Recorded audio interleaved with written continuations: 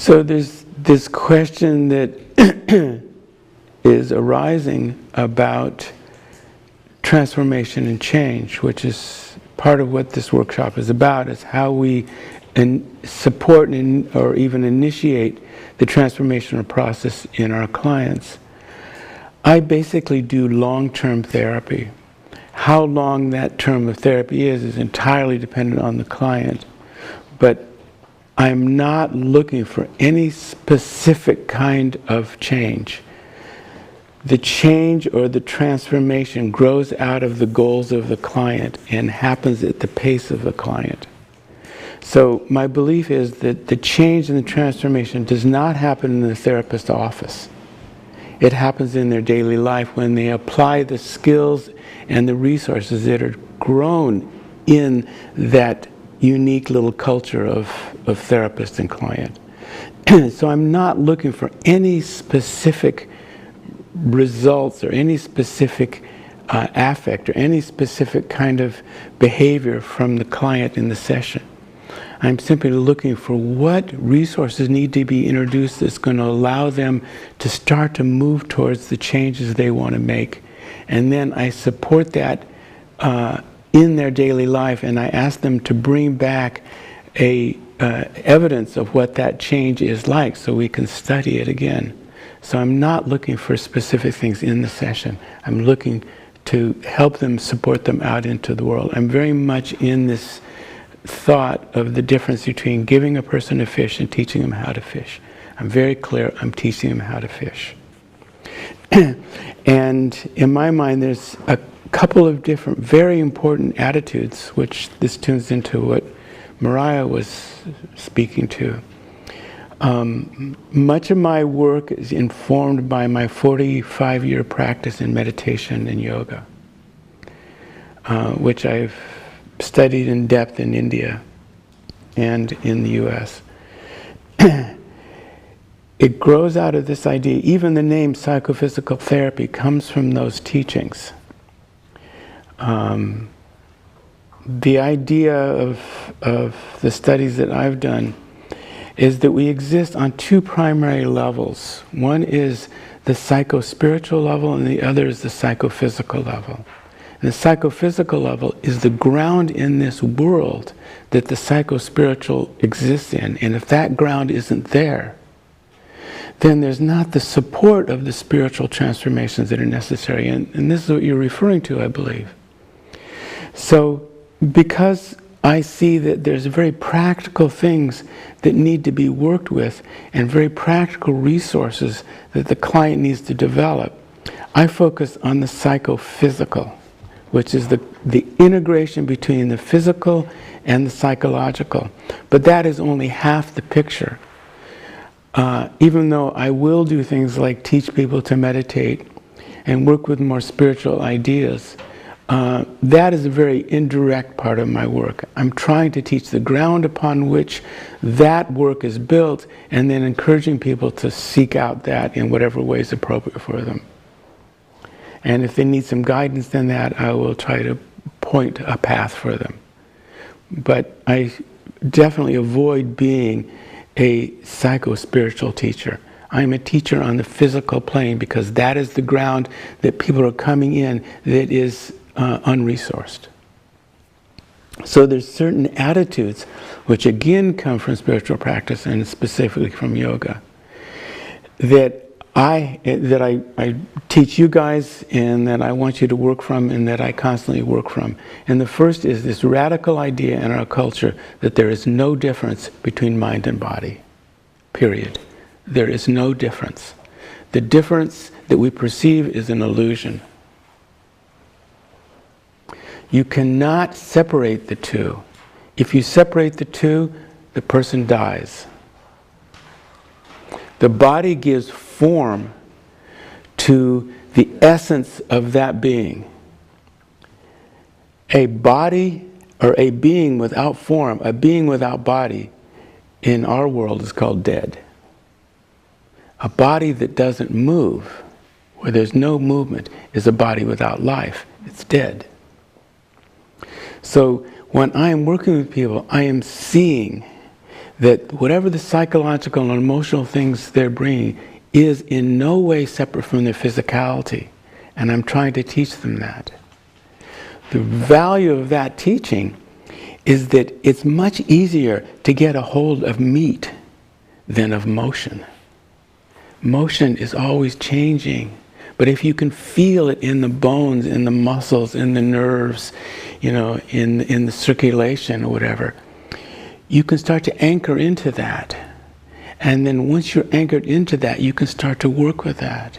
And once you start to work with that, then you can feel the energy and the life force more accurately. And once you feel the energy and the life force more accurately, you start to feel the capacity to be creative. So I'm not going to go into this very much in depth. I wasn't going to talk about it at all, but I will because of what Mariah was saying. That one of the models I teach in this upcoming training is the model of the creative process as a psychotherapeutic model. Now, I think as many of you have known, as I've talked about, my first career was in teaching about the creative process, and I taught for 14 years about the creative process in academic institutions. And the model is something like this, in a very kind of, we'll personalize it. You feel limited in some way. And so you go to a source that makes you feel more alive. And let's imagine it as a river. This river is a metaphor for creative life energy. Life force and creative energy are the same thing. And so what you do is you go sit by the river and you feel the energy of the river and all that juice. You know what it's like to sit by a beautiful river and it's got some energy to it. Maybe there's some real force. And you start to feel more vibrant.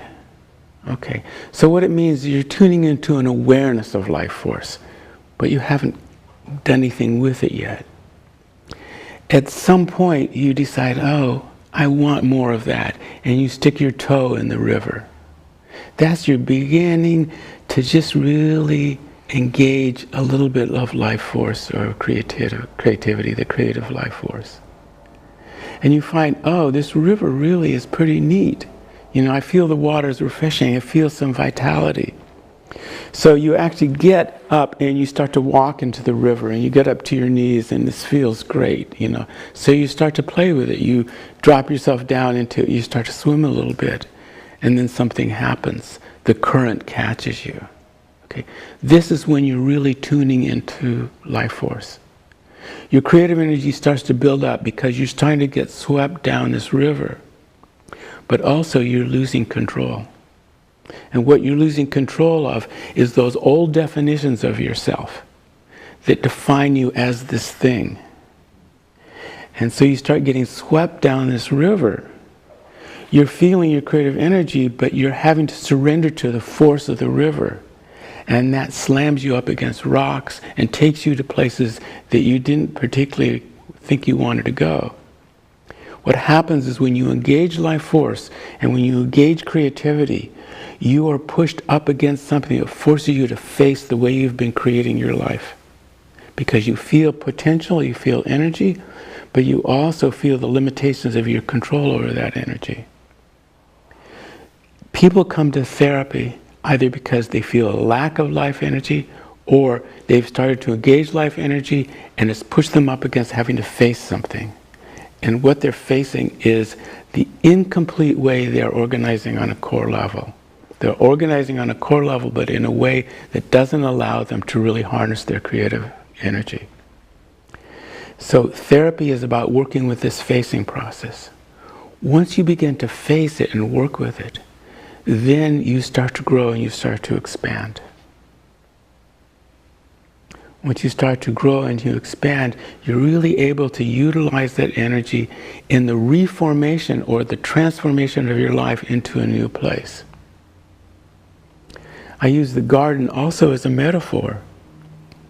So what happens then is we've just talked about going from winter to spring with the planting, and now we're in summer and we're beginning to really glean the harvest and we're enjoying the fruits of of the garden.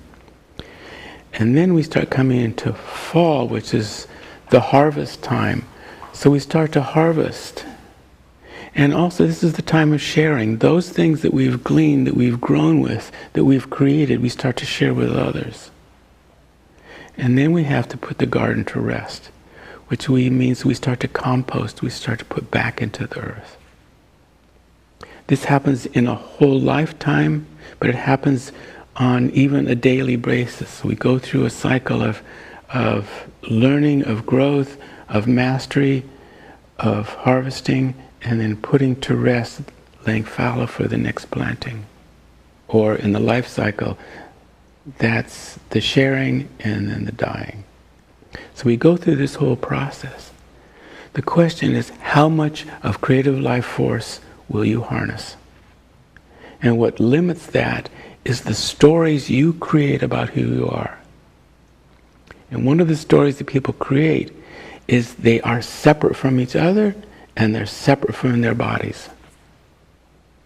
So implied in this work is this whole thing about life and about the cycles of life and about the creative energy that allows you to manifest in your life. It's something that's congruent with your karma or your destiny or your purpose. People become very disconnected from life when they become disconnected from a sense of purpose and value. And then they start to encapsulate themselves and hold tight because they've lost that connection. And that is very common when they come to you. They come to you because there is a dissonance between the story of who they know they are and the story they're living by. And that dissonance manifests then as a disconnection between the form, in other words, the body that they create, and the story they create. So the other attitude, there is no difference. Not only is there no difference between mind and body, there is no difference between the story you create and the form that holds that story. They're the same. But if the form and the story are not congruent with each other, we feel very disconnected and very, not at ease. It is very disconcerting to have your body out of parallelism with the story you create. And so my work in part is to get a congruence between the story and the form of that story. And then to take that and start to move it into more enhancement of creative life force to the degree that this person wants to do that and in the direction they want to move with it.